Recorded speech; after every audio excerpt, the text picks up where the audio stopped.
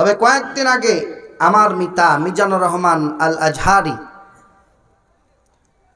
একটি কথা বলেছিল। এই কথাকে কেন্দ্র করে আজকে গোটা বাংলাদেশে প্রত্যেকটি মানুষ, বিশেষ করে আমার বিএনপির কিছু ভাইয়েরা এটার প্রতিবাদ করেছে। তিনি কি বলেছিল? তিনি বলেছিল একদল খেয়েছে আর একদল খাওয়ার জন্য রেডি হয়ে আছে।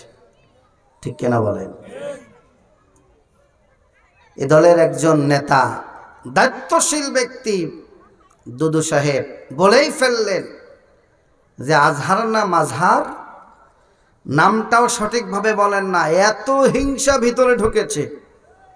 বলতেছে আজহার না মাজহার। সেই মাহফিলে গিয়া এত এই কথাটা বলল।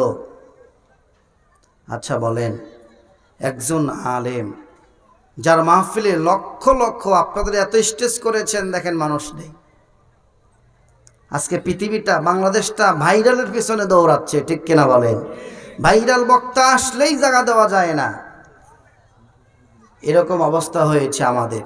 ঠিক কিনা বলেন? প্রিয় মুসলমান ভাইরা, আমার মিতা আজহারি যে কথাটা বলেছেন, এটা কি কোনো রং বলেছেন? তো জোরে বলেন, আরো জোরে বলতে হবে। খারাপ কিছু বলেছেন? আমরা চাই এই বাংলাদেশের, আগামীর বাংলাদেশ, আমরা অনেক সরকার দেখেছি, নৌকা দেখেছি, ধান দেখেছি, নাঙ্গল দেখেছি, সব দেখেছি। আমরা একটা বার আল কোরআনের বাংলাদেশ দেখতে চাই। কথা বলেন ঠিক না ঠিক? আর এই আল কোরআনের বাংলাদেশ দেখার জন্য যদি আমাদের জীবন দিতে হয়, প্রাণ দিতে হয়, রক্ত দিতে হয়, এরপরেও আমরা জীবন দেব, রক্ত দেব, আল্লাহর জমিনে আল্লাহর কোরআন প্রতিষ্ঠা করে ছাড়বো। কথা বলেন ঠিক না ঠিক? প্রিয় মুসলমান ভাইরা, অতএব যারা বাধা দিবে আর দেখার সময় নাই, জুতা খুলে তাদের গালে চটকট করে পিটায়া প্রয়োজন হলে এলাকা থেকে বিদায় করতে হবে। ঠিক কিনা বলেন? আল্লাহ রাব্বুল আলামিন বলেন, কিতাবুন আনজালনাহু ইলাইকা লিতুখরিজান নাসা মিনাজ যুলুমাতি ইলান নূর। বলি আল্লাহু আকবার। আগে কথা বলা যায় না। আল্লাহ রাব্বুল আলামিন বলছেন, দুনিয়ার মানুষরে, এই পৃথিবীর জমিনে যত অন্ধকার আছে সমস্ত অন্ধকার দূর করে দিয়া আলোর পথ দেখানোর জন্য, আলোর পথে বের করে আনার জন্য আল্লাহ রাব্বুল আলামিন দুনিয়ার জমিনে কোরআনুল কারীম দিয়েছেন। জোরে বলি সুবহানাল্লাহ। তার মানে বোঝা গেল এই দুনিয়ার জমিনে যত অন্ধকার কাকে বলা হয়? অন্ধকার হতেছে রাতের বেলায় যে অন্ধকার হয়, এই অন্ধকার নয়। অন্ধকার হতেছে আল্লাহর জমিনে আল্লাহ রাব্বুল আলামিন সৃষ্টি করেছেন মানুষ। মানুষ কি করে চলবে, মানুষ চলার জন্য একটা গাইডলাইন দিয়েছেন। সেই গাইডলাইনের নাম হলো আল কোরআন। কথা বলেন ঠিক কিনা? আচ্ছা বলেন তো দেখি, বুকে হাত দিয়ে বলেন, বাংলার জমিনে 56,000 বর্গ মাইলের এই দেশে, 68,000 গ্রামের এই বাংলাদেশে আজ পর্যন্ত কি কোথাও আল্লাহ রাব্বুল আলামিনের এই কোরআনুল কারীম দিয়ে কোথায় বিচার হয়েছে নাকি? একটু জোরে বলতে হবে, হয়েছে নাকি? আল্লাহ পাক বলছেন, ইনিল হুকমু ইল্লা লিল্লাহ, সৃষ্টি যার, আইনও চলবে তার।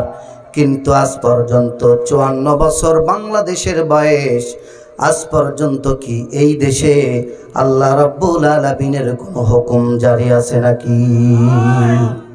আজ পর্যন্ত কোনো হুকুম জারি নাই। আমি তো ছোট্ট মানুষ, আমার উস্তাদ কোরআনের পাখি আল্লামা সাইদি 50 বছর তাফসীর করেছে। 50 বছর তাফসীর করার পরেও আজ পর্যন্ত এই দেশের পার্লামেন্টে কোরআনুল কারীমের একটা আয়াত নিয়ে যাইতে পারে নাই। ঠিক কিনা বলে? আমি কেন আমার মতন বাংলাদেশে যত বক্তা আছে সারা বছর ওয়াজ করবে, ওয়াজ করার পরেও এই দেশে আল্লাহ রাব্বুল আলামিনের কোরআন দিয়া রাষ্ট্র পরিচালনা হবে না। এই দেশের মানুষ নামাজি তখনই হবে, চুরি তখনই বন্ধ হবে, জিনা তখন বন্ধ হবে, ধর্ষণ বন্ধ হবে, দুর্নীতি বন্ধ হবে যখন আল্লাহ রাব্বুল আলামিনের এই কোরআন দিয়া মানুষ পার্লামেন্টে চলে যাবে এই কোরআনের আইন। কথা বলেন ঠিক কিনা? আল্লাহ রাব্বুল আলামিন কোরআনে বলছে, الزانية والزاني فاجلدوا كل واحد منهما 100 جلدة। আল্লাহ পাক কোরআনের কারিমের মধ্যে সুন্দর করে ধর্ষণ করলে, জিনা করলে বিচার আছে, কিন্তু আজকের এই সমাজে এখন পর্যন্ত স্বৈরাচার হাসিনা চলে গিয়েছে, এখন পর্যন্ত ধর্ষণ বন্ধ হয় নাই। কথা বলেন ঠিক কিনা? কয়েকদিন আগে দেখলাম এক মহিলা টিকটকার ফোন দিয়ে বাড়ির থেকে ডেকে এনেছে, ডেকে এনে কয়েকজন মিলে পালাও ভাবে ধর্ষণ করেছে। আল্লাহ রাব্বুল আলামিনের কোরআনুল কারীমের আয়াতটা যদি পার্লামেন্টে চলে যেত, বলেন তো দেখি এই জমিনে কি আর কখনো ধর্ষণ হতো? কথা বলতে হবে, হতো নাকি? তাহলে আর কবে হবে কোরআনুল কারীমের আইন পার্লামেন্টে যাওয়ার জন্য? আমরা তো কত বছর দেখলাম, এখন তো একটা বার সময় এসেছে, এখন দেখা যায় আল্লাহ রাব্বুল আলামিনের এই কোরআনটা পার্লামেন্টে নিয়ে যাওয়ার দরকার আছে না নাই? এই কোরআনটা পার্লামেন্টে নিয়ে যাবে কারা? শুধুমাত্র মসজিদের ইমাম আর আলেম ওলামা? কথা বলেন। এই কোরআন পার্লামেন্টে নিয়ে যাওয়ার জন্য সবাই ঐক্যবদ্ধ হতে হবে। আল্লাহ পাক বলেন, ওয়াতাসিমু বিহাবলিল্লাহি জামিআও ওয়ালা তাফাররাকু।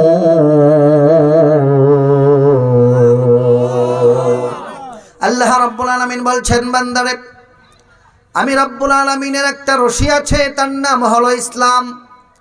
এই ইসলামটাকে পূর্ণভাবে শক্তভাবে আঁকড়ে ধরো, এমনভাবে আঁকড়ে ধরো, একতাবদ্ধ হয়ে যাও, আঁকড়ে ধরো, পরস্পরের মধ্যে বিচ্ছিন্ন হয়ে যেও না, মতবাদ করে ইখতিলাফ করে করে আলাদা হয়ে যেও না।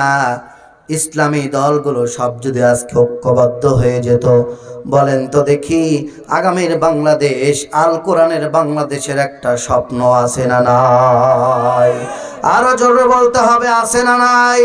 এ মুসলমান, দেখতে চাই কারা কারা আগামীর বাংলাদেশ আল কোরআনের বাংলাদেশ চাও? দুই হাত তুলে আমার আল্লাহকে দেখা দাও।